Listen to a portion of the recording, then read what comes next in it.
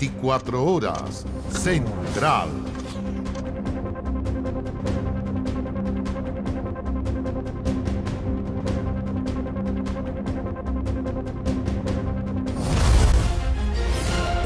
Buenas noticias. La canasta básica notó una caída de 0,5% en abril. El valor llegó a 64.031 pesos y es posible que siga disminuyendo, dijo el ministro Mario Marcel. El titular de Hacienda anticipó además que en los próximos meses bajará el precio de las harinas y productos basados en cereales. La inflación no da tregua en Argentina, llegando al 108,8% anual en medio de una escasez de dólares que acrecienta la crisis en el país trasandino. El gobierno subirá la tasa de interés y aplicará un conjunto de medidas que permitan frenar el avance de la inflación.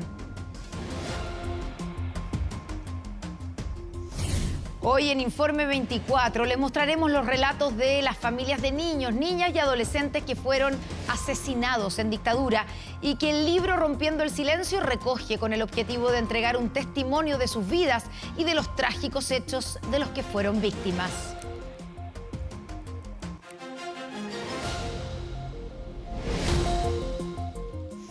Muy buenas noches, bienvenidos, bienvenidas a las noticias. Aumenta la tensión por la ley corta presentada por el gobierno. La oposición presentó un proyecto alternativo que hoy dio su primer paso en el Congreso, al ser aprobado en la Comisión de Constitución del Senado. La Moneda calificó la idea de borrón y cuenta nueva en favor de las aseguradoras privadas. Es una discusión que sube de temperatura. Ahora la oposición pasó a la ofensiva en la discusión por el futuro de las ISAPRES y presentó un proyecto alternativo al del gobierno para intentar cumplir con el fallo de la Corte Suprema. La iniciativa permite a las prestadoras recalcular sus planes de forma retroactiva, es decir, volver a los valores de abril del 2020 y si existiese devolución a los afiliados, esta se haga por vía de prestaciones médicas o acciones. Si le preguntamos a miles y cientos de miles de usuarios de ISAPRE, ¿usted prefiere que le devuelvan esto en prestaciones, seguir teniendo cobertura o tener que emigrar a FONASA o quedarse sin cobertura? Muchos le van a decir que prefieren seguir atendiéndose bajo la modalidad de libre elección en clínicas privadas. Se trata de una reforma constitucional que dio su primer paso legislativo al ser aprobada en general en la Comisión de Constitución de la Cámara Alta y que toma distancia de la propuesta de la Moneda, que recordemos contempla un reajuste de la denominada tabla de factores, instruye a las ISAPRES a devolver cobros en exceso por 1.400 millones de dólares y prohíbe a las prestadoras hacer retiros de utilidades. Este proyecto anula el efecto de la sentencia y en el fondo plantea de que las personas a las que se les ha cobrado en exceso, que son sobre 600.000 contratos, se les siga cobrando en exceso de aquí en adelante y no habría devoluciones. Es un proyecto que hace borrón y cuenta nueva, lamentablemente, a lo que establece otro poder del Estado, que es la Corte Suprema, que nuevamente busca incumplir lo que establece el fallo, que es poder devolverle a los usuarios aquellos cobros que fueron durante años indebidos por parte de muchas ISAPRES. Los dos proyectos fueron discutidos en el Senado a solo metros de distancia, generando opiniones encontradas entre parlamentarios, oficialistas y de oposición. Es un perdonazo a las ISAPRES, está defendiendo el interés y el negocio de las ISAPRES y claramente es un resquicio como se usó con los retiros. Y esperamos justamente presionar al gobierno para que entienda la gravedad de la situación que se está produciendo. El proyecto del gobierno continúa con su trámite legislativo. En la última sesión expusieron el superintendente de salud y el director nacional de FONASA, quien descartó la posibilidad de un colapso en el sistema de producirse una masiva fuga de afiliados del sistema privado al público. No hay ninguna posibilidad de colapso porque las personas que podrían tener esta cobertura complementaria son las personas que usan la modalidad de libre elección. Tenemos la evidencia de las personas que emigran, por ejemplo, de una ISAPRE a FONASA, generalmente tratan de mantener sus prestadores privados y lo que hacen entonces es simplemente cambiar el administrador financiero. Discusión al rojo que puede marcar el futuro del sistema privado de salud. Y en la Cámara de Diputados se decidió fusionar los 10 proyectos que buscan permitir un nuevo retiro de fondos previsionales, lo que para algunos genera un escenario adverso para un posible giro de los dineros. Kevin Felgueras está en el Congreso Nacional y nos cuenta más. Kevin, buenas noches.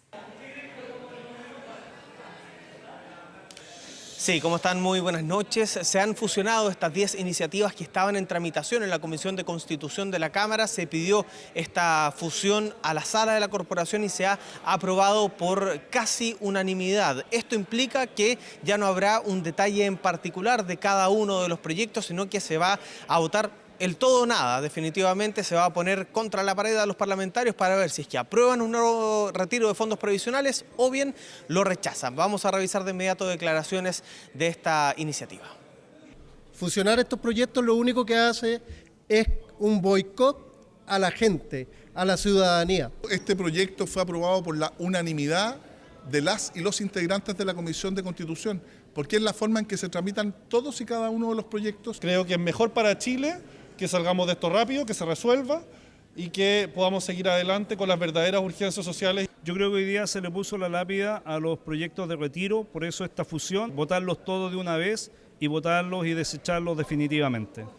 Nuevo retiro, el 6º retiro de fondos previsionales que será votado en las primeras semanas del mes de junio. Contarles además que se ha aprobado el proyecto de ley sobre delitos económicos y medioambientales acá en la Cámara de Diputadas y Diputados, que ha sido catalogado de manera transversal como un avance para finalmente que las personas, los gerentes, por ejemplo, de algunas empresas que cometan delitos económicos paguen con penas de cárcel ese tipo de delitos. Una intensa jornada ya en el Congreso. Gracias, Kevin. Buenas noches. Y en libertad quedó el cantante urbano Pailita, quien protagonizó esta madrugada un altercado con carabineros que terminó, según la investigación, con amenazas hacia los funcionarios policiales. Todo esto luego que fuera fiscalizado por conducir un vehículo sin su patente delantera. Permiso, por favor. Permiso. Lejos de estar ultra solo, caótica salida de Carlos Raín Pailacheo, Pailita, desde el Centro de Justicia luego de su formalización. Tuvo tiempo para saludar a sus fanáticos y tomarse fotografías, pero no para comentar lo ocurrido durante la madrugada. Millones de reproducciones en diversas plataformas musicales. Pero no estuvo solo, fue detenido junto a su personal manager en el barrio Bellavista. El cantante manejaba un Audi sin su patente delantera. Controla al conductor del vehículo con la finalidad de infraccionar a la persona que manejaba este vehículo.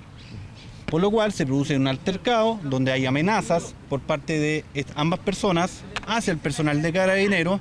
Se produce un forcejeo, resultando un carabinero de Chile lesionado. Todo ocurrió a las 4:30 de la madrugada, en Pío IX con Antonia López de Bello. Pailita es acusado de amenazas simples, al igual que su manager, quien además fue detenido por lesiones leves y resistirse a la acción policial. Pailita no profirió ningún tipo de amenaza, insulto, de ninguna característica, son hechos que se niegan rotundamente. Mi opinión es que fue una discusión y lo tomaron detenido. Carlos Raín tenía la patente dentro de su vehículo, lo que corresponde a una infracción. Sin embargo, en el control policial se generó el altercado. Ya en el momento vieron que pasaban otros autos polarizados o sin patente que no le hacían control. Esto derivó en un altercado, pequeña discusión con los funcionarios policiales. Él, por lo menos cuando conversamos con él, negó todo respecto a unas supuestas amenazas que se hayan producido. Pailita estuvo por 9 horas en la 19ª Comisaría de Providencia. Luego fue llevado hasta el Centro de Justicia para su control de detención. Estas fueron parte de sus amenazas, según la fiscal. Y después andan pidiendo saludos para los cabros chicos, que creen que porque andan con esa hueá de uniforme, les voy a comprar, para luego decirle a su acompañante, don Fabián Pizarro, graba a estos porque los vamos a subir al Instagram y los vamos a hacer cagar. Nosotros no podemos hablar, no tenemos la voz para injusticia. Se mostró molesto en la audiencia, pero no quiso hablar a la salida. El artista urbano quedó libre, al igual que su acompañante, pero con firma mensual, arraigo nacional y prohibición de acercarse a las víctimas, los carabineros que lo denunciaron. 5 jóvenes protagonizaron estas imágenes durante la madrugada del domingo en Lo Barnechea. Destruyeron letreros y señales de tránsito solo por divertirse.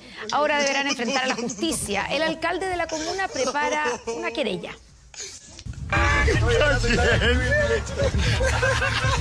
¡Te lo pidió! ¡De la manera! A estos jóvenes les pareció tan gracioso romper el mobiliario público que decidieron grabarse y luego subir los videos a las redes sociales. ¡Se lo está culiando! ¡Te lo pidió! En este verdadero tour de la destrucción, 5 jóvenes recorrieron diversos puntos de Lo Barnechea. El objetivo, ir destruyendo los letreros que identifican las calles y las señales del tránsito ubicadas en sectores altos de la dehesa. Pésimo, me parece. ¿Qué quiere que le diga? Atroz. Y sobre todo se han descubierto que gente de aquí, propietarios de aquí, el mismo sector y todo, no tiene nombre. Eso no es gracia, hay otra manera de entretenerse, haciendo deporte, haciendo mil cosas, pero destruyendo no.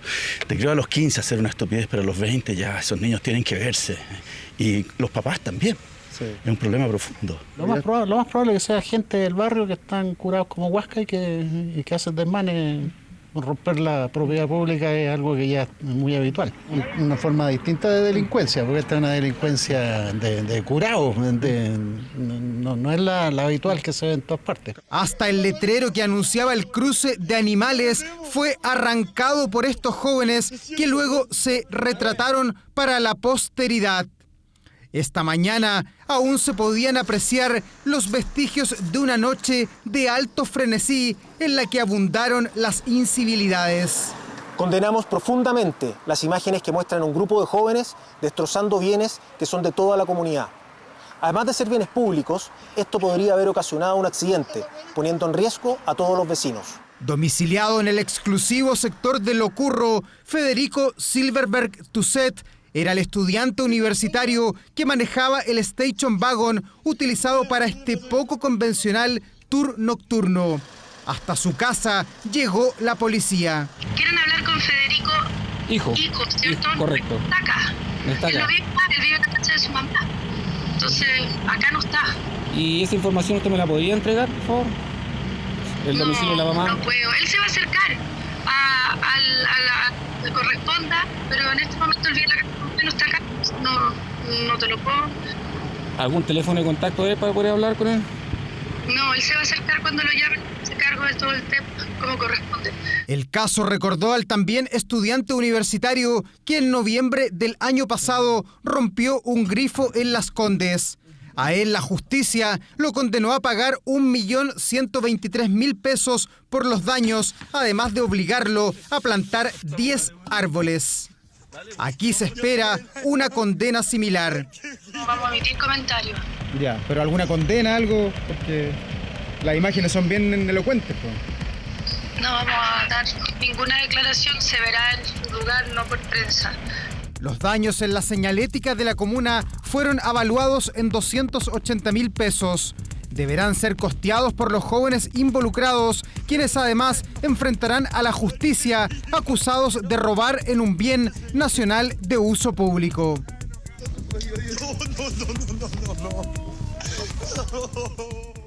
Qué insólito. Bueno, vamos a Argentina, donde se agudiza la crisis económica de cara a las elecciones presidenciales de este año. El aumento de la inflación de abril provocó que el gobierno tomara nuevas medidas, mientras que los supermercados en Mendoza comenzaron a limitar el tiempo de compra de los chilenos que llegan a comprar mercadería.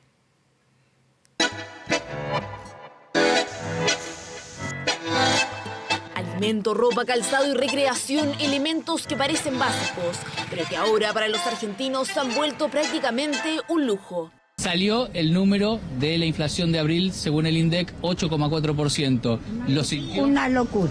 La inflación de abril de Argentina alcanzó el 8,4% y el 108,8% interanual, cifra que preocupa al otro lado de la cordillera, ya que es la más alta en 30 años. El mayor aumento fue en el segmento de ropa y calzado, con un 10,8%, seguido por un 10,1% en alimentos. Cambiamos un auto, tuvimos que venderlo, porque no podíamos pagar seguro, patente. ¿Cómo nos destruyeron? ¿Cómo nos hicieron un mundo de mendigos? Un país de mendigos nos hicieron. Sin embargo, no solo los adultos sufren por el aumento de precios. Según un informe de la Universidad Católica de Argentina, 6 de cada 10 niños viven en condición de pobreza. De hecho, 4,2 millones de menores de edad comen menos que antes como consecuencia de la crisis económica. Razón por la cual el aumento de la cobertura alimentaria pública para niños y adolescentes en los últimos 3 años pasó de ser del 40% a cerca del 60%. Problemas que obligaron a que el gobierno de Alberto Fernández anunciara este lunes medidas para combatir la inflación. El Banco Central de Argentina oficializó que la tasa de interés aumentará del 91% al 97%, con el fin de incentivar la inversión en pesos. Cuanto hay más inflación, hay más pobreza. Así de fácil, porque la pobreza se mide por la cantidad de gente que puede alcanzar una determinada canasta básica. Y si vos lo que tenés es que el ingreso no cambia o sube, pero sube menos que la inflación, lo que te va a ir sucediendo es que cada vez es menos gente la que puede acceder a esta canasta básica. En medio de la crisis económica, la Delegación de Migraciones en Mendoza señaló que en abril más de 190.000 personas llegaron desde Chile, con el objetivo de comprar mercadería, razón por la cual se comenzará a limitar el horario de compras de los extranjeros. El hipermercado mayorista Oscar David definió que los chilenos solo podrán comprar hasta las 2 de la tarde, mientras que los argentinos hasta las 7 de la tarde. Crisis económica que se agudiza en pleno año electoral. De hecho, este domingo casi 5 millones de argentinos pasaron por las urnas para elegir gobernador en las provincias de Salta, La Pampa y Tierra del Fuego. Jornada electoral que dejó señales del primer análisis de cara a las elecciones presidenciales de este año. Arrancamos por Salta. Vamos en vivo Sí, a Tierra del Fuego. Dale, nos vamos ahora a La Pampa. Que venimos hablando de esta crisis del país, de toda la situación económica y todos estos distritos provinciales. Gana el oficialismo. En el superdomingo electoral, el Frente de Todos, partido del actual gobierno, se fortaleció. Se encendieron las señales de alarma para la derecha argentina Juntos por el Cambio. Y los libertarios de Javier Milei quedaron prácticamente relegados en varias provincias. Los resultados de Milei a nivel provincial no son tan malos. Creo que él tiene un partido presidencial, con una candidatura presidencial, y haber salido tercero en algunas provincias y no tener candidato era esperable. Creo que la batalla de Milei es en la presidencial. Pero estas elecciones de gobernadores representaron un respiro para el gobierno de Alberto Fernández, apaleado por la baja popularidad y por la aguda crisis económica. De hecho, según una encuesta realizada por Sinopsis, el 24,9% de los consultados votaría por el diputado Javier Milei para las elecciones presidenciales, seguido por un 17,5% de la vicepresidenta Cristina Fernández, un 12,8% de Horacio Rodríguez Larreta y un 8,2% de Patricia Bullrich. Una carrera por la Casa Rosada que se enciende cuando se inicia la cuenta regresiva para el 24 de junio, fecha límite para que se inscriban las candidaturas presidenciales en el país trasandino. A ver, si la propuesta constitucional es rechazada en diciembre próximo, ¿se debe terminar el debate por una nueva constitución? Bueno, un grupo de parlamentarios cree que sí y para poder concretarlo presentaron una iniciativa que terminaría con la discusión constitucional al menos por 8 años. La fórmula por ahora no genera consenso y llega a días de que los expertos comiencen con la votación para determinar las normas que recibirá el próximo Consejo. El próximo 7 de junio en esta sala los 51 consejeros constitucionales comenzarán la redacción de una nueva propuesta de constitución, oportunidad que muchos ven como la última, aunque el acuerdo de diciembre no lo explicita. Por eso es que un grupo de parlamentarios busca que la sentencia quede por escrito. Si este proceso se rechaza, entonces tengamos un tiempo de tranquilidad. Tener la certeza de que esto se acaba acá y que por 8 años vamos a poder descansar. Así, si se impone la opción en contra en el plebiscito de diciembre, la idea de los ex-PDG es que no se abra un nuevo proceso constitucional por al menos 8 años. Iniciativa calificada como una política ficción por la moneda que por ahora no suma grandes apoyos en el Congreso y nulo respaldo en los partidos que firmaron el acuerdo por Chile. Quizás con todo lo que ha ocurrido podamos reflexionar de nuevo si es que esto podría ser razonable. Las fuerzas tienen que estar puestas en que el proceso sea exitoso y empezar a poner cosas que son evidentes y que son obvias, no tiene mayor sentido. Ya tuvimos este debate en el Congreso y la resolución fue justamente dejarlo abierto. Creo que hay que dejar trabajar a la Comisión de Expertos y al Consejo Constitucional. Nosotros tenemos una preocupación fundamental como radicales y especialmente en los partidos más pequeños de la norma de sobrevivencia y de vigencia de los partidos. Es que la preocupación de los partidos está enfocada aquí y no en el día después del plebiscito de diciembre.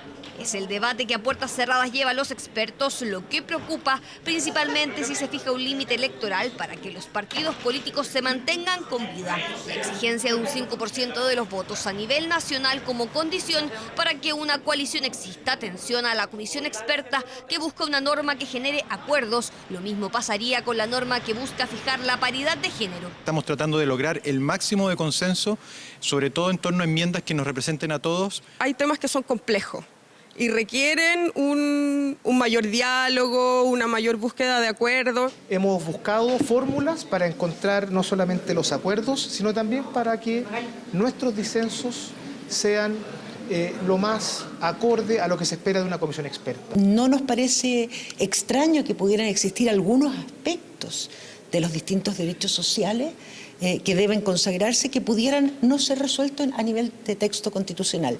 Los expertos esperan llegar a acuerdo para tener los votos necesarios en las distintas comisiones, plazo que corre a contrarreloj si la idea es votar la próxima semana en el Pleno, lo que dará paso a la redacción final de la propuesta que el 7 de junio entregarán a los consejeros electos. Consejeros que recién comienzan a delinear su trabajo. En el caso de los republicanos, su partido les pidió guardar silencio para no tensionar el debate que comenzarán en las próximas semanas, después de una polémica entrevista de Luis Silva, donde cuestionó la idea de llegar a acuerdos con otros sectores y su partido tiene la mayoría en el Consejo.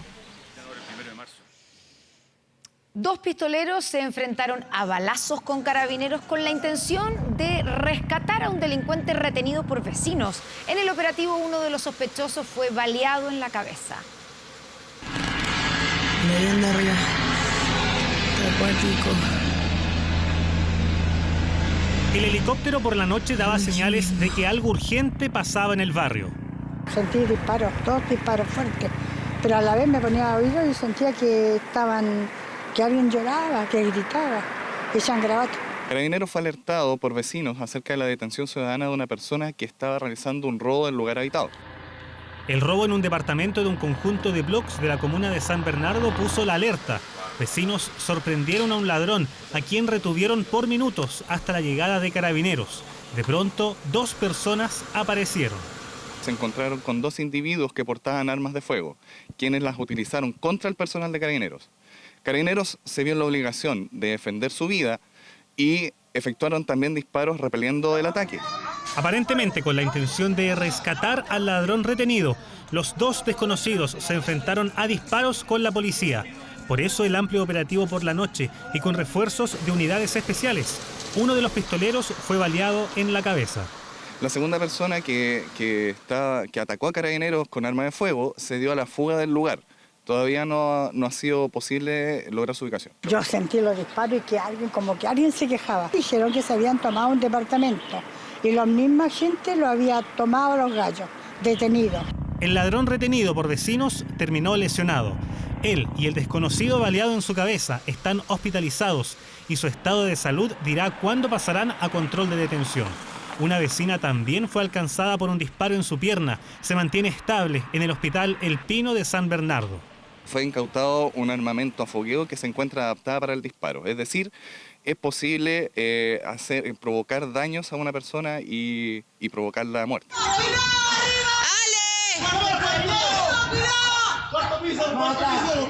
Oye, ¿de dónde salió ese tipo? Todos se preguntaban lo mismo. Sin miedo a la gravedad ni a la altura, trepó tan lejos como pudo. Un individuo fue sorprendido por los habitantes de este bloque en el techo del edificio. Al darse la fuga, ¿cierto?, llegó hasta el primer piso, donde fue retenido rápidamente por los mismos habitantes del lugar. El desconocido hombre llegó hasta el cuarto piso de un bloque de alto hospicio en la región de Tarapacá. Cuando decidió bajar, los demás vecinos ya lo estaban esperando. Ahí fue retenido hasta la llegada de Carabineros. El hombre quedó con lesiones leves después de ser retenido. Detenciones ciudadanas permitidas por la ley, pero sin excesos, hasta la llegada de las policías. Puede convertirse en un motivo de responsabilidad penal, es decir, podemos pasar de víctimas a victimarios por tomar la justicia por nuestra propia mano, incurriendo en la comisión de delitos. El desconocido trepador venezolano de Alto Hospicio fue detenido por el delito de violación de morada. En tanto, buscan al segundo hombre que huyó después de disparar a los policías en San Bernardo. Crece la polémica tras las declaraciones del Papa Francisco contra quienes tratan a sus mascotas como si fueran hijos. El pontífice incluso asegura que es un factor que ha incidido en la baja natalidad en países como Italia. Ella es Nala, jugando al cuidado de sus padres, podría uno decir. Actualmente las mascotas son como hijos para nuestra generación. O sea, yo de hecho a la Nala le tengo hasta Instagram. Tenerla implica una responsabilidad. Porque hay que llevarlo al médico, hay que comprarle su alimento, darle techo, vacunarlo. Y así varios como ella consideran verdaderos hijos a sus mascotas. Y de los hijos estaba hablando el Papa Francisco hasta que de pronto, en tono anecdótico, relató un episodio vivido recientemente.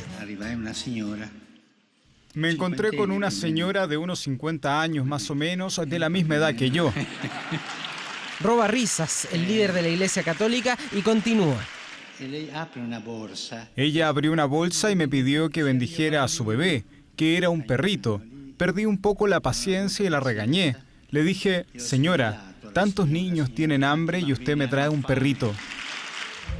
Pero llamativo resulta cuando cientos de mascotas son bendecidas en iglesias de México y otros puntos de Latinoamérica cada 4 de octubre en la festividad de San Francisco, o siendo aún más rigurosos, en el Día Mundial de Bendecir a los Animales, que se celebra cada 17 de enero en la festividad de San Antonio Abad, patrono de los animales. Bendición sobre estos animales, sobre estas mascotas nuestras. Las opiniones del pontífice fueron dadas en un encuentro sobre natalidad en el que también participó la primera ministra italiana, la conservadora Giorgia Meloni, preocupada por cifras a la baja en los nacimientos en Europa, que según el Papa Francisco obedece en parte al egoísmo de las nuevas generaciones.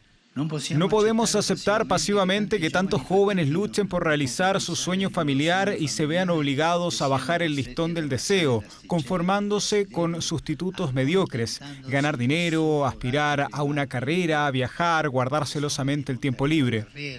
Pero no es primera vez que el Papa se muestra molesto frente al tema de tratar a los hijos como mascotas, pues ya lo hizo hace un año en una audiencia en el Vaticano. Parece ser que la gente no quiere tener hijos, o solo uno y ninguno más. Y tantas parejas no tienen hijos porque no quieren, pero tienen 1 o 2 perros o 2 gatos, y ellos ocupan el puesto de los hijos. Da risa, lo entiendo, pero es la realidad. La realidad de Nala, por ejemplo, esta perrita. Para mí igual ella es como, no sé si decirle apoyo emocional, pero me acompaña y al final igual es como cuidar a una guagua. Por eso queda abierto el debate, luego de que el Papa, nada menos, cuestionara este aparente reemplazo de hijos por mascotas que la vida moderna ha generado en sociedades de todas partes del mundo. Todo pasa en 24 horas. El presidente ruso Vladimir Putin firmó este lunes un decreto que permite que los extranjeros que se unan al ejército del país durante la guerra en Ucrania podrán obtener la ciudadanía a través de un trámite rápido.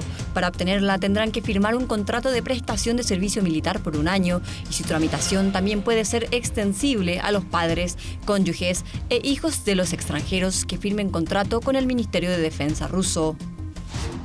A sus 81 años, la cocinera y empresaria Martha Stewart hizo historia al ser la modelo de mayor edad en una portada de la revista Sport Illustrated. La celebridad fue elegida junto a Megan Fox y Brooke Snyder para protagonizar una de las 4 portadas del año, en la que posó en vestido de baño y otros 9 atuendos en un lujoso resort de República Dominicana.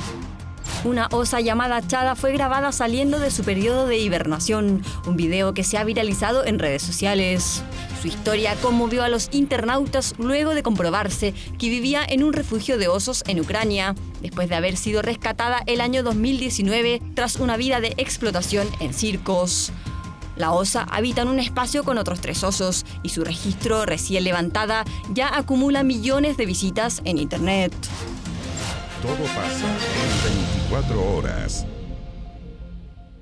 Y vamos con una buena noticia. En abril, la canasta básica de alimentos nuevamente tuvo una caída en su valor. Una buena noticia que va de la mano con un proceso inflacionario que también comienza a ceder. Continúan las buenas noticias relacionadas al costo de la vida. Por segundo mes consecutivo ha habido una reducción en el valor de la canasta básica de alimentos. Así es, la canasta básica de alimentos le sigue dando un respiro a la inflación y por supuesto también a los bolsillos. La caída en el mes de abril estuvo liderada por la carne de pavo molida, la manzana, el plátano y también la lechuga. Están más baratos ahora que cuando estuvieron hace 2 meses atrás. Una ayuda, así que esperar que siga así porque siga bajando. La fruta lo noto que tiene un precio más económico. El plátano estaba a 1.500, 1.300, ahora está a 1.000 pesos. Puede seguir yendo a la baja porque el stock se va aumentando en la medida que los productores van ingresando de Arica y también porque hay muchos chilenos en Tacna. Así que en ese sentido nosotros vamos a tener mejores precios, o sea, precios más convenientes para los bolsillos de las personas. Y si las frutas van a la baja, las carnes no se quedan atrás, y en particular el pavo, que comienzan a frenar su escalada. Este último, el año pasado tuvo un alza superior al 40% e incluso fue el gran ausente de Navidad. Uno de los productos que más ha subido, el pavo navideño, pues. pavo de Navidad. Ahora la situación parece cambiar y las carnicerías proyectan un mejor año. El pavo era incomparable el año pasado, llegaba a costar hasta 7.900 un kilo de pechuga de pavo. Y hoy día cuesta 3.000, 3.500, y hoy en día un kilo de pavo molido está sobre los 4.000, 4.200. A mitad de precio prácticamente a comparación del otro año anterior. Un panorama más amable que permitió a la canasta básica de alimentos tener una caída mensual en abril de 0,5%. Con esto, su valor queda por sobre los 64.000 pesos y en 12 meses acumula un alza de 15,7%. El mejor resultado desde abril del 2022 y casi 12 puntos menos que la cifra interanual que se registró en enero de este año. Es probable que siga bajando porque lo que está reflejando el costo de la canasta básica de alimentos es la caída de los precios internacionales de los alimentos más la caída del dólar en Chile. Alivio para el presupuesto que también se podría extender en cuanto a los beneficios. Esto porque el bolsillo electrónico que ya está operativo y que otorga 13.500 pesos por carga familiar podría extenderse hasta el próximo año. El proyecto de ley del salario mínimo, el gobierno introdujo una extensión hasta el mes de abril del año 2024. Por lo tanto, de aprobarse el proyecto de ley que está tramitándose ahora en el Senado, podríamos tener una extensión de ese beneficio. Ahora, la canasta básica de alimentos también regula la línea de la pobreza, que llegó a 220.301 pesos. La buena noticia es que con la segunda caída de la canasta, esta medición comienza a mantenerse más estable. Le quita presión a la línea de pobreza, lo que también hace que muchas personas dejen de moverse en esa dirección, o bien haya otras que producto de esto y de la mano, por cierto, de un incremento en sus ingresos, también les permite salir.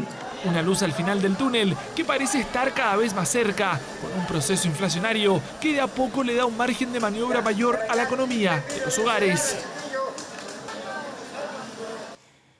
Una integrante de la Mafia del Norte acusó a un funcionario de la PDI de violarla mientras estaba detenida en un calabozo. Ahora el detective es un ex policía y enfrenta además cargos por apremios ilegítimos.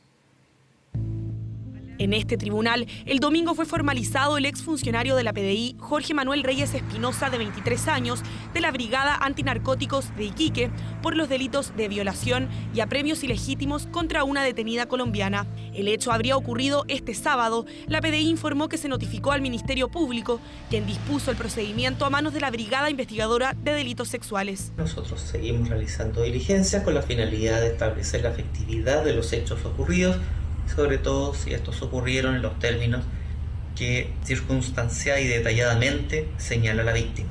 Ante la gravedad de la denuncia, el imputado fue desvinculado inmediatamente, por lo que la Policía de Investigaciones de Chile reitera a la opinión pública que no tolera ni ampara conductas que vulneren la ley, así como los valores y doctrina institucional. Para la defensa del ex policía hay contradicciones. La versión que prestaba la víctima en relación a los hechos relatados por el señor fiscal no tenían correlato con la prueba que se estaba presentando, por tanto el tribunal dudó de esa veracidad y aplicó medidas cautelares de menor intensidad. La denunciante, una mujer colombiana de 27 años, está sometida a 2 procesos de investigación paralelos. Según el Ministerio Público, formaba parte de la banda criminal La Mafia del Norte junto a otras 6 personas. Todos están en situación migratoria irregular, fueron detenidos en un amplio operativo el jueves pasado y quedaron en prisión preventiva. Organizaciones criminales, ¿cierto?, que se agrupan para cometer diferentes tipos de delitos, ¿cierto? Principalmente lo que ha sido más acuciante en el último tiempo ha sido el tráfico de drogas en conjunto con homicidios que han ocurrido en la región. Este lunes, la Corte de Apelaciones ratificó las cautelares de arraigo nacional y prohibición de acercarse a la víctima. La Fiscalía pedía prisión preventiva. Se confirma la resolución dictada en audiencia de 14 de mayo de 2023, que negó decretar la medida cautelar de prisión preventiva solicitada respecto al imputado Jorge Manuel Reyes Espinosa, manteniéndose las medidas cautelares decretadas. Una banda de la que es parte la denunciante de violación puso a Chillán en el centro del mapa, amenazando a sus habitantes con armamento vía redes sociales en noviembre de 2022. Al toque, que siempre la más que era en la calle de Chillán, en el sur, la mafia del norte con... En un plazo de 120 días se deberá llevar a cabo la investigación. Adicionalmente, el diputado del Partido Comunista, Matías Ramírez, envió un oficio al subsecretario del Interior, Manuel Monsalve, solicitando que se informen los protocolos de la PDI para casos de detención de imputados bajo su resguardo. Y vamos ahora hasta Turquía, porque tras unas reñidas elecciones, el presidente Erdogan tendrá que enfrentar un inédito balotaje al no conseguir la victoria en primera vuelta. Pero ¿a qué se debe el declive del poderoso líder que llegó al poder hace ya 20 años?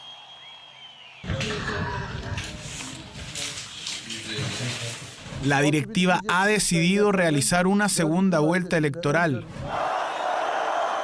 Si nuestra nación votó a favor de una segunda vuelta, estamos de acuerdo. Tras 20 años como el hombre más poderoso de Turquía, el presidente Recep Tayyip Erdogan enfrenta su elección más reñida. Calificado como uno de los jefes de Estado más autoritarios de derecha y crítico de Occidente, ha consolidado a su Partido de la Justicia y el Desarrollo como una maquinaria personal de batalla. Este domingo, el país vivió una intensa jornada de votaciones, donde más de 64 millones de personas estaban llamadas a elegir al mandatario para el periodo de 2024 a 2028. Espero que el resultado sea bueno para nuestros niños, para todos. Soñamos con mejores días en el futuro. Creo que el presidente ha hecho cosas buenas, pero últimamente ha mirado en menos e insultado a la nación. Opiniones divididas entre los turcos sobre la gestión de Erdogan, la que se tradujo en un inesperado resultado para el mandatario y su opositor Kemal Kılıçdaroğlu.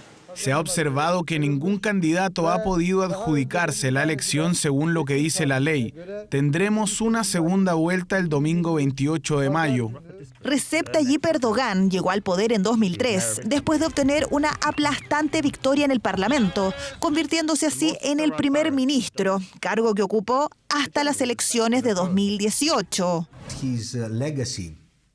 Erdogan ha sido muy influyente en la política turca y lo seguirá siendo por lo menos por 25 años más.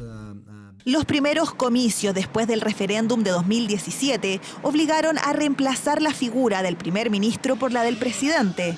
Entonces, Erdogan ganó en primera vuelta al conseguir más de la mitad de los votos con el 53% de las preferencias, hazaña que esta vez no logró repetir, quedándose con el 49% de los sufragios y perdiendo la mayoría parlamentaria que lo acompañó en las 2 últimas elecciones. Creemos firmemente que continuaremos sirviendo a nuestra nación durante los próximos años. Erdogan se debe adaptar. Si quiere atraer inversionistas extranjeros para salvar la economía, va a tener que acercarse más a Occidente. En las calles, los turcos cuestionan cada vez más los métodos de Erdogan, sobre todo en temas económicos por la inflación, que ya alcanza el 50%, y por sus criticadas presiones religiosas islamistas. Esto ha provocado una caída en su popularidad, incluso en sus tierras natales. Sin embargo, será el próximo domingo 28 cuando los turcos decidan si quieren seguir o no con Erdogan liderando el país. De vuelta en nuestro país, 2 jóvenes salvaron de milagro tras un impactante volcamiento que se produjo luego de que una mujer perdiera el control de su auto cuando bajaba por un cerro en Valparaíso. Los vecinos piden que se tomen medidas para reducir la velocidad. Me acuerdo y es como se acelera el corazón.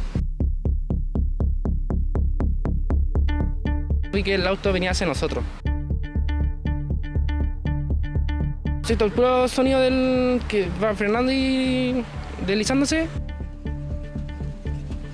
Habilidad y reflejos, así define Diego Núñez su actuar, joven que salvó de milagro tras el impactante volcamiento de un automóvil en Valparaíso. Al momento de querer agarrar a mi pareja, tirarla hacia atrás, por pura astucia nomás, con pensamiento rápido. Un impresionante registro captado por cámaras de seguridad del sector. Una descontrolada carrera que amenazó con todo a su paso. Este joven se dirigía a tomar la locomoción colectiva junto a su pareja. Salvaron con vida, providencialmente.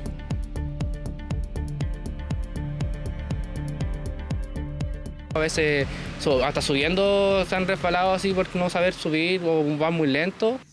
El sorprendente registro terminó con una conductora de 51 años, literalmente cerro abajo. Segundos después, la conmoción se apoderó de vecinos y testigos que salieron en auxilio de la mujer, que fue trasladada a un centro asistencial con lesiones menores.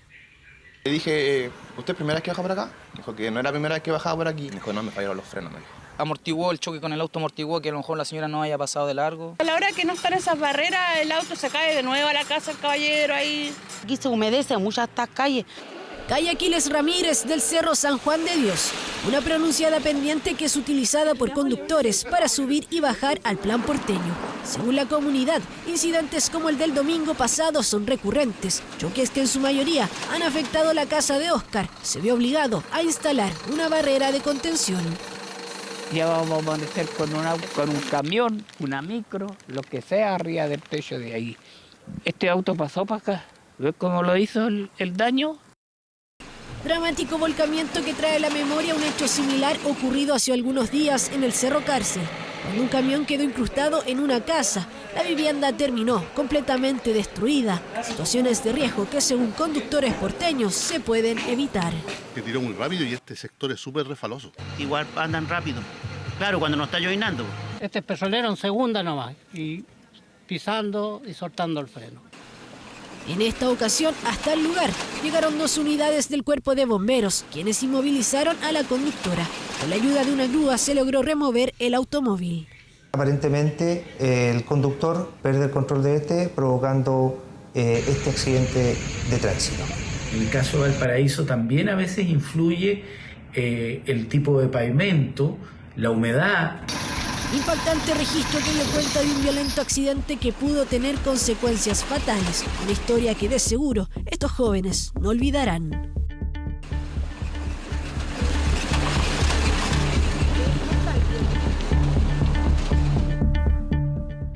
Impactante. Vamos a la siguiente información. La Organización Mundial de la Salud aseguró que los endulzantes no tienen beneficios a largo plazo en la reducción de la obesidad y que pueden incluso aumentar el riesgo de diabetes tipo 2 y enfermedades cardiovasculares. Según la OCDE, el 74% de chilenas y chilenos sufre de sobrepeso u obesidad. 3 de cada 4 personas tiene una acumulación anormal o excesiva de grasa en el cuerpo. Y lo sabemos, todo esto que es tan apetitoso, pero consumido en exceso, nos hace mal. Dejar el azúcar se transforma en un objetivo y para lograrlo aparece como opción el uso de endulzantes. Si bien hace años que venimos diciendo que debemos disminuir el consumo de azúcar, ahora también vamos a pedir que disminuyan el consumo de edulcorantes. La Organización Mundial de la Salud aseguró que los endulzantes o edulcorantes no son factores dietéticos esenciales y no tienen valor nutricional, además de no aportar beneficios a largo plazo en la reducción de la grasa corporal. Los especialistas piden tener sobre todo ojo con los productos ultraprocesados. Todo lo que tenga azúcar adicionada lo vamos a considerar ultraprocesado y deberíamos también disminuir su consumo. Todo lo que tenga edulcorantes adicionados, es decir, lo Diet Light y cero, también cae dentro del producto ultraprocesado. Un dilema si se considera que el azúcar, endulzante u otros como la miel son utilizados a diario por las personas. Con endulzante, a veces le echo una gotita, otras veces lo tomo sin nada. ¿Y yo con el, cómo se llama? Con el stevia. Con todo el azúcar posible. Sí, azúcar blanca de preferencia porque la rubia es muy mala. En su estudio, la OMS concluyó que los endulzantes a largo plazo pueden aumentar el riesgo de diabetes tipo 2 y además enfermedades cardiovasculares, una mezcla que puede ser letal. Y la asociación de eso nos va a llevar a las otras patologías cardiovasculares como ser infarto, accidentes cerebrovasculares. Frente a la realidad de que muchas personas les gusta endulzar, por ejemplo, sus bebidas, el llamado de los especialistas sigue siendo preferir alternativas que sean naturales por sobre la azúcar refinada convencional. Entonces, si una persona necesita consumir algo dulce para disminuir la ansiedad, es preferible que le eche un edulcorante y no echar mucha cantidad de azúcar refinada. Algunas alternativas que existen son la miel o la stevia en hojas, la que no ha pasado por los procesos industriales que tienen actualmente los endulzantes. Te recomendaría más que todo lo que es la stevia en hoja. Es muy buena para endulzar los tecitos, el café, todo lo que quiera endulzar. Igual la miel de ulmo, que es buenísima para endulzar, tanto té como el café, hasta los mismos jugos. En definitiva, el consejo para todas las personas es evitar endulzar los alimentos que consumimos. Es difícil, lo sabemos, pero un buen ejercicio es al menos disminuir su consumo o preferir los que tienen un origen más natural. La tagatosa está ganando terreno, al igual que el uso de dátiles para distintas preparaciones. Él era un joven, era un niño en realidad. Tenía 15 años, era un año menor que yo. Un libro que recoge 205 relatos que son parte de lo más oscuro de nuestro pasado reciente. De haber hecho desaparecer a niños que no tenían nada que ver con política. Le negaron todo lo que ellos tenían derecho. Infancias interrumpidas, niños, niñas y adolescentes ejecutados políticos en dictadura. Esta es parte de su historia. Informe 24. La historia reciente de Chile guarda el doloroso recuerdo de las violaciones a los derechos humanos cometidas durante la dictadura, dentro de las cuales se cuenta la muerte de centenares de niños, niñas y adolescentes a manos de agentes del Estado. Hoy un libro recoge 205 de esos casos para relevar su memoria y que estos hechos nunca más se repitan. Según la Comisión de Verdad y Reconciliación, también conocida como Informe Arretic, cientos de niños, niñas y adolescentes fueron ejecutados políticos durante la dictadura. Algunos de sus rostros están presentes acá, en el Museo de la Memoria, pero hoy un nuevo libro busca recoger sus historias.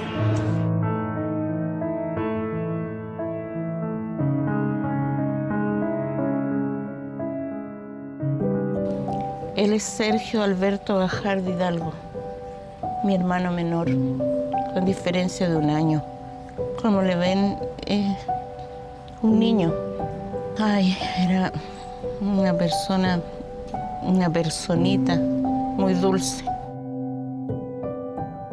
Yo vivía acá en Tobalaba, en un antiguo campamento de pocas casas pequeñas. Mi madre me mandaba víveres con mi hermano y mi hermano me visitaba desde la casa de mi mamá de la población Santa Julia. El recorrido que hacía normalmente era este, para llegar a mi casa. Mi hermano en esa época iba a cumplir 15 años y caminaba por este pasaje hacia abajo para salir a José Rieta. Un trayecto desde la población Santa Julia hasta La Reina, que Sergio a sus 15 años realizaba caminando por cerca de 1 hora, al menos 2 veces a la semana, para llevar mercadería a la casa de su hermana María Isabel. Era un camino largo, pero habitual, que se vio interrumpido el 15 de septiembre de 1973. Y pasaron como 2 días. La mamá dice que Sergio no llegó. Te presento con mucho, a arrancar todo, entonces con mi hermana que estábamos jugando ahí, se nos vino la estampida encima. Por ende, al vernos atrapadas, nos soltamos por el gentío y a mí se me desapareció mi hermana en ese momento.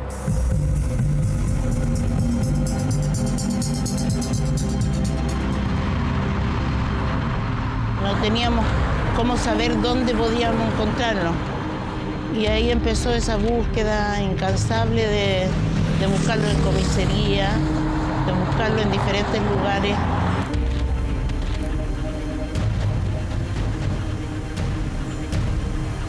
Este es el sector de Ramón Cruz con Quilín y para este otro sector está Vespucio.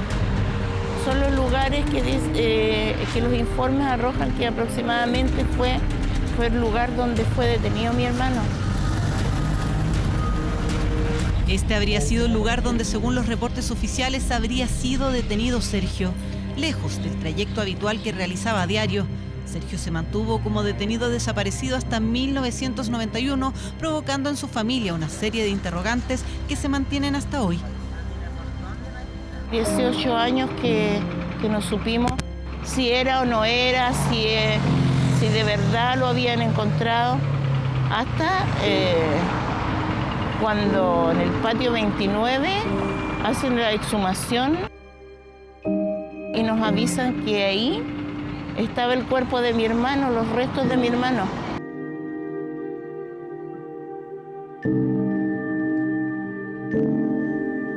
El escrito fue interpuesto ante el 22º Juzgado del Crimen de Santiago. Se solicita una serie de diligencias que, según la Vicaría de la Solidaridad, conducirán a la identificación de los cuerpos que fueron enterrados entre septiembre y diciembre de 1973.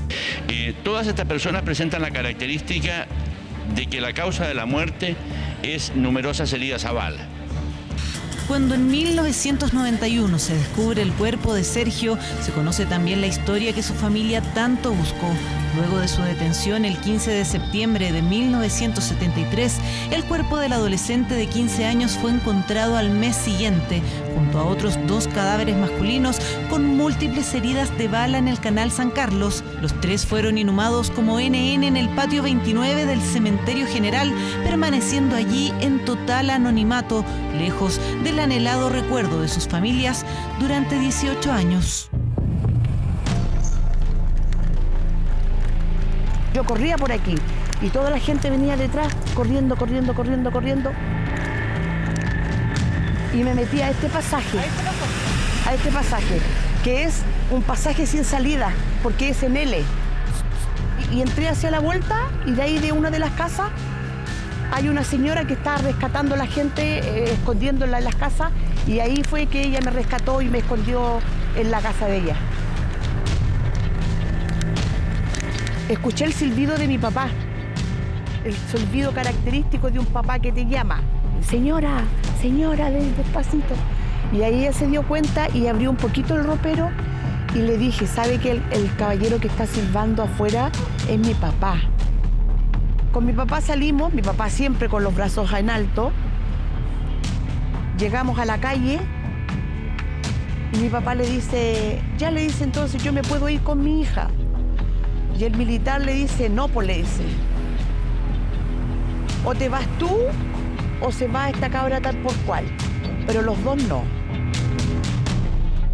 Y me da un empujón con la culata, me dice, arrodíllate. Cuando yo te pegue de nuevo con el fusil, te voy a contar hasta 30 y tú salís corriendo. Si yo te pillo a los 30, yo te mato. Entonces mi papá, con los brazos arriba, me decía, hija, por favor, me decían, por favor, corra. Y usted ya sabe dónde tiene que llegar. Sí, papá, le dije yo, sí, yo voy a correr. Y yo salí corriendo desde allá, 2 cuadras más o menos de allá. Corrí, pero yo no sentía, yo levitaba. Yo sentía que levitaba, que volaba. Pero dentro de esa preocupación de correr y correr, también iba mentalmente contando. Y cuando llegué más o menos a los 25, yo llegué aquí. Y al 26-27 entré al pasaje. Pasaron, no sé si pasaron horas o días, y mi papá apareció una madrugada de Pues post dictadura, los gobiernos nos preocupamos de la verdad, la justicia de los adultos, en la libertad de los presos políticos de la dictadura, y ahí con el tiempo nos dimos cuenta, bueno, ¿y qué pasa con nuestros niños, que son muchos? Presentamos un proyecto sobre visibilizar, pero también de visibilizar que los familiares tuvieran este acto reparatorio, que supieran que está dándose a conocer. Hay niños de 6 años, 8 años, hay niños que eran trabajadores agrícolas, hay niños que jugaban en una plaza como Alicia Aguilar, hay niños que eran lustrabota, que era normal ver a nuestros niños en la pobreza con su lustrín ganándose el pan. Eran niños, eran niñas, eran adolescentes, por lo cual le prohibieron todo, le negaron todo lo que ellos tenían derecho.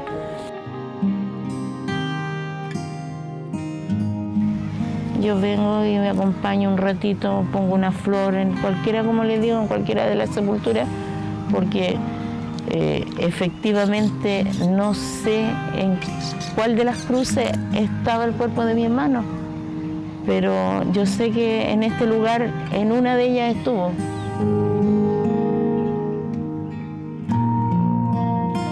Y eso fue algo muy emotivo y triste a la vez, porque eran muchas las familias que estaban sufriendo lo mismo, pero a la vez estaban renaciendo al recuerdo de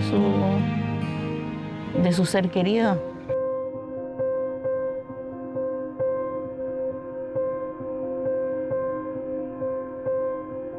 Este lugar por fin donde reposan los restos de mi hermano, definitivamente.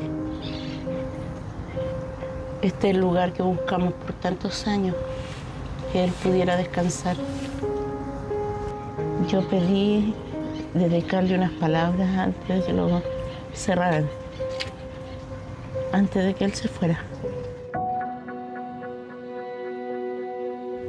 La aparición de tus restos, Sergio Alberto Gajardo, traerán consigo el fin de la angustia de los que te queremos, porque aunque muerto, para nosotros seguirás vivo en el recuerdo y en nuestros corazones.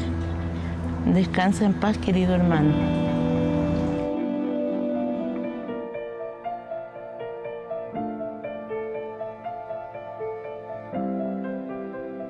Yo me atreví a alzar la voz gracias a este libro, porque gracias a esto yo pude reflejar todo ese dolor, todo eso que quiero que se sepa.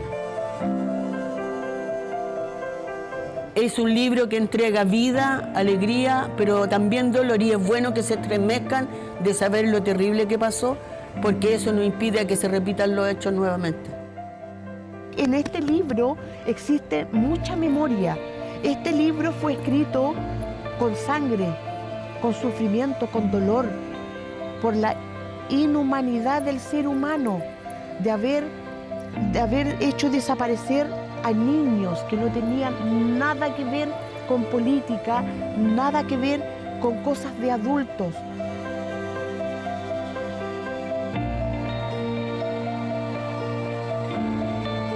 Es un orgullo para nosotros tener este libro, y es la forma de homenajear en el fondo a todas estas criaturas que sí perdieron su vida inocentemente. Lo importante es que quede plasmado para que esto nunca más vuelva a ocurrir.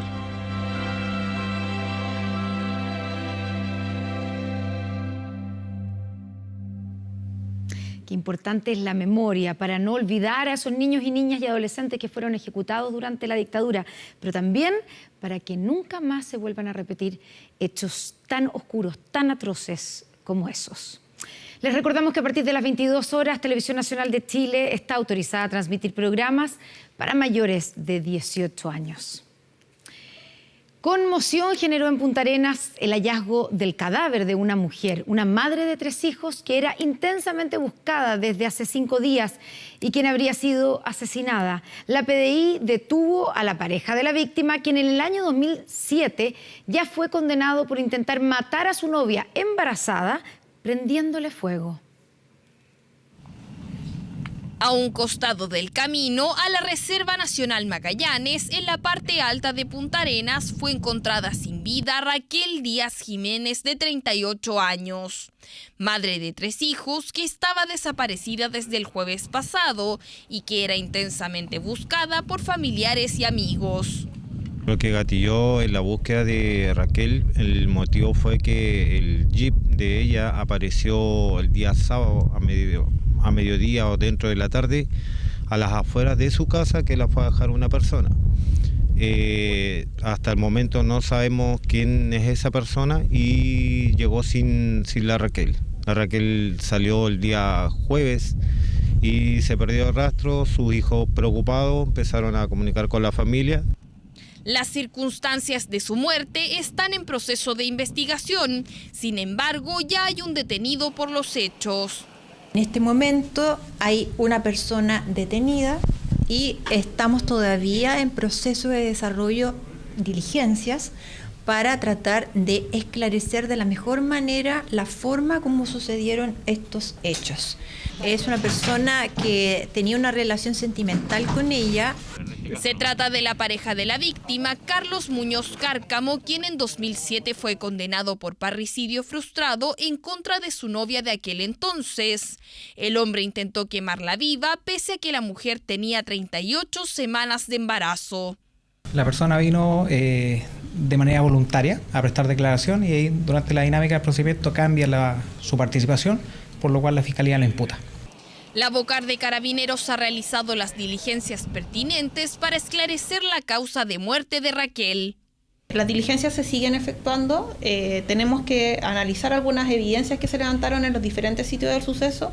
Tenemos pendiente también la autopsia que se va a realizar mañana por parte del Servicio Médico Legal, donde vamos a ver las características de las lesiones, vamos a ver la información que se ha entregado también de que podría encontrarse embarazada y una vez tenidos esos antecedentes, obviamente confirmar la participación de otras personas.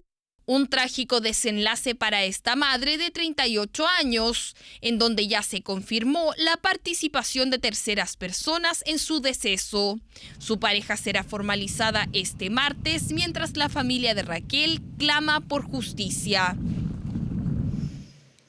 Vamos ahora con la historia que impacta a todo Estados Unidos y donde su protagonista es una autora que escribió un libro infantil sobre cómo lidiar con la muerte de un ser querido.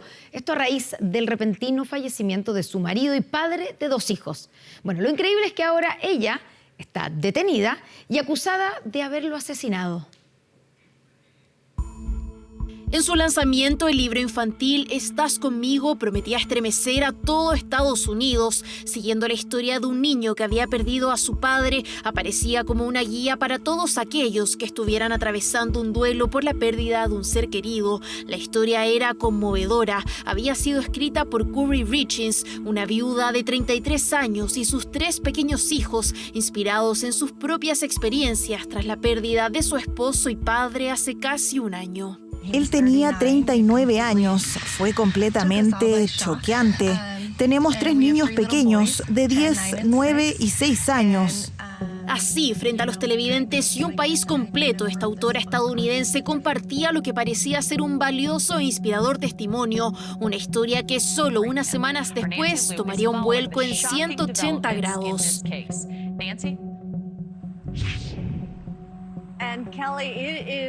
Se trata de un inesperado giro argumental en la vida real. Esta madre que parecía una viuda afligida es ahora acusada de homicidio. El arresto de una madre de Utah que escribió un libro infantil sobre el duelo tras la muerte de su esposo, ahora ha sido acusada de asesinarlo. Eric Richins tenía 39 años cuando fue encontrado sin vida a los pies de su cama en el estado de Utah, al oeste de Estados Unidos. Era marzo de 2022. Según declaró en ese entonces la mujer, cerca de las 9 de la noche le había servido a su marido un cóctel Moscow Mule. Luego dijo haberse ido a dormir a la habitación de su hijo por algunas horas y que al regresar lo encontró tendido en el suelo y frío al tacto. Mis hijos y yo escribimos este libro sobre las diferentes emociones y procesos de duelo que experimentamos el año pasado. Papá aún está aquí, solo que de una manera diferente. Una versión que meses después fue descartada. La autopsia e informe toxicológico revelarían que el hombre murió de una sobredosis de fentanilo, con 5 veces la cantidad letal en su cuerpo, la misma sustancia ilícita que, según recientes documentos judiciales, fue comprada más de una vez por la mujer en los meses previos a la muerte de su marido. Un hombre identificado como CL le dijo a los detectives que entre diciembre de 2021 y febrero de 2022 la acusada lo contactó por mensaje de texto para pedirle una receta de pastillas para el dolor para un inversor que tenía una lesión en la espalda. 2 semanas después le pidió algo más fuerte. Algo del tipo Michael Jackson era lo que, según los expedientes, solicitó la mujer para luego pagar unos $900 por 15 a 20 pastillas de fentanilo. En ese entonces, la víctima le diría a un amigo que creía que su esposa estaba tratando de envenenarlo. 2 semanas después, la acusada compraría nuevas dosis. A los 6 días, el hombre falleció. Me da tristeza que haya escrito un libro infantil para sus hijos. Como madre primeriza, es muy triste pensar en que esos niños tengan que pasar por esto sin su padre y ahora sin su mamá. Cori Richins está detenida, acusada de homicidio agravado y de posesión de una sustancia controlada con intención de distribución, cargos que ahora deben ser evaluados por la justicia estadounidense y que han descolocado a todo un país. Estamos viendo 24 Horas Central. Y estamos de vuelta con más noticias. Este martes en el Congreso Nacional será interpelada la ministra del Interior. La secretaria de Estado deberá responder por la llamada crisis de seguridad. La instancia se desarrollará a solo horas que desde la oposición no solo se acusara una inacción del gobierno en esta materia, sino que también tras la petición de decretar un estado de sitio en la macrozona sur debido a los últimos hechos de violencia. El Ministerio de Interior. La ministra Toá. La ministra. La ministra. La ministra Carolina Toá. La ministra Toá. Su nombre se repitió en una jornada marcada por críticas y peticiones, solicitudes a la encargada de la seguridad del país, que en las próximas horas será protagonista de una importante sesión en el Congreso Nacional. Creemos que el gobierno ha tenido una inmovilidad evidente que tiene que ver principalmente por la poca convicción que tienen en abordar los temas de seguridad. Interpelación a la ministra Toá pactada para este martes debido a la llamada crisis de seguridad. El control de la delincuencia, el crecimiento del narcotráfico y el aumento del crimen organizado son parte del temario que deberá responder la jefa del gabinete. Yo creo que llega a una posición muy sólida la ministra y se va a dar una gran sorpresa a la derecha cuando vea los números y los resultados. Va a evidenciar de cara al país, ¿cierto?, que efectivamente lo que anuncian con los hechos reales no está cuadrando. Interpelación a un año que esta administración decretará su primer estado de excepción en la macrozona sur. Tema obligado, Mas y diputados UDI solicitaron en La Moneda un cambio de estrategia. El gobierno insistió en tener un estado de excepción acotado. Quizás funcionó al principio. Hoy día es completamente insuficiente. Y nosotros lo que hemos venido a pedir hoy día son 2 cosas. Primero, quitarle lo acotado y establecer en determinadas zonas el estado de sitio. ¿Estado de sitio? Los diputados gremialistas incluso condicionaron su solicitud apuntando al respaldo de una nueva prórroga, la 24 del estado de excepción en la zona. No, el condicionamiento por ningún motivo. Yo voy a aprobar el estado de excepción siempre. Y lo que me parece es irresponsable y demagógico y populista. No creo que todavía sea necesario, pero todas las puertas están abiertas. Yo estoy en contra de que se decrete un estado de sitio. Sabemos que los estados de sitio lo que hacen además es suspender garantías y derechos fundamentales. No creo que sea el estado de sitio la herramienta que va a resolver el problema que hoy día estamos viviendo en el sur de Chile. La ministra Toá enfrentará otro tema que ha levantado críticas, el plan Calle sin Violencia, apoyado por las comunas contempladas en él, criticado por aquellas que acusan que la movilidad de los delitos no ha sido considerada. Petición liderada por el gobernador metropolitano desde la sede del Ejecutivo. Si dejamos como una isla, el delito se va a ir a esas comunas. Mejor asumamos esta realidad de una sola vez. Nosotros demandamos poder ser incluidos en este plan, que podamos tener presencia policial. Temas que serán abordados en la jornada de interpelación cita en el Congreso que el Ejecutivo espera aprovechar. Es un espacio, como lo hemos dicho, de oportunidad para el gobierno, para visibilizar aún más la agenda que estamos ejecutando en materia de seguridad, no solo hablar de lo que viene, sino de lo que ha sucedido, lo que está sucediendo. La situación migratoria, el respaldo del gobierno a Carabineros y la agenda legislativa en materia de seguridad también serán parte del cuestionario. Tarea compartida con el Poder Legislativo por la que el presidente del Senado ya encendió las alarmas. Hace exactamente un mes en este mismo lugar se llegó a un acuerdo a favor de la seguridad. Y de los 12 proyectos que el gobierno comprometió enviar en este periodo, lo cierto es que hasta ahora no ha hecho ninguno. Dudas y respuestas que serán escuchadas a partir de las 3 de la tarde de este martes. Gobierno versus oposición debatiendo por el tema que mayor preocupación genera en la ciudadanía. 24horas.cl. Tras un par de días con calor, Santiago tendrá esta semana temperaturas más acorde al otoño, donde incluso podrían haber precipitaciones los días miércoles y domingo. Todo el reporte del tiempo para la capital y el resto del país lo puedes encontrar en nuestro portal de noticias 24horas.cl. Terminan aquí las noticias. Gracias por informarse con nosotros. Quédese en TVN porque ya llega un nuevo capítulo de Todo por mi familia y por Canal 24 Horas viene Vía Pública. Buenas noches. Hasta mañana.